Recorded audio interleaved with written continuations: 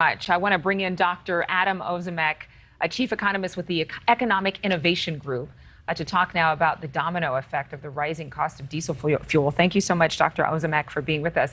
You know, we've seen that steady break in gas prices, but why are diesel prices still so high? Yeah, it's a great question. You know, both gas and diesel are made of crude oil, and crude oil prices have gone down. The reality is in the U.S. that diesel prices tend to be more of an industrial input used by businesses to create the outputs that we consume. You saw examples of that in the previous video with farmers and truckers. Gasoline tends to be used more directly by consumers, and consumers have been able to cut back more. So we've seen total vehicle miles traveled. We've seen total demand for gasoline decline this summer relative to last summer. So consumers are feeling those high prices and they're cutting back on their direct spending on gasoline.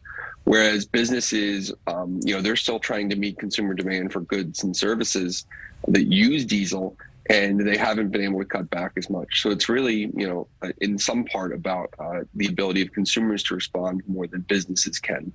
There's other factors as well. In European demand for diesel has been strong due to the crisis in Ukraine.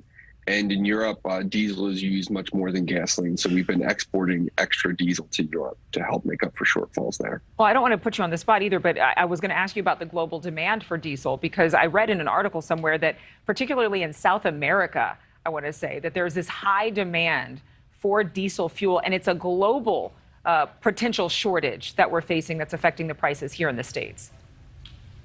Yeah, in a lot of ways, energy prices are determined in global markets. So what happens in South America or China across the world, it really ripples and it can really affect us. And you are seeing strong global demand for diesel, and you're seeing a decline in capacity for diesel refineries, the companies that turn oil into diesel. So you've got strong demand and you've got supply that's still not back to normal.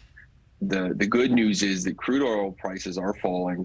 They're expected to fall further, and global demand should be weakening a bit as well as interest rates go up. But do you expect that there will be a potential shortage of diesel?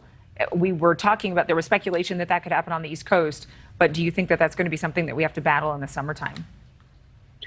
You certainly face risks. A disruption like a hurricane, or a really bad heat wave, things like that can cause price spikes and shortages. Diesel inventories are worryingly low.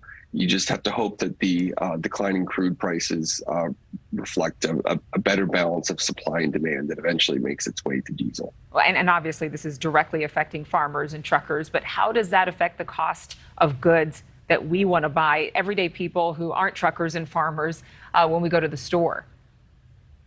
Yeah, it's a great question, because people don't usually think of diesel as something that necessarily impacts them in the way that gasoline does. They pay close attention to gasoline prices, and they see how it affects their pocketbooks directly when they go to fill up the tank. Diesel prices have a more indirect effect.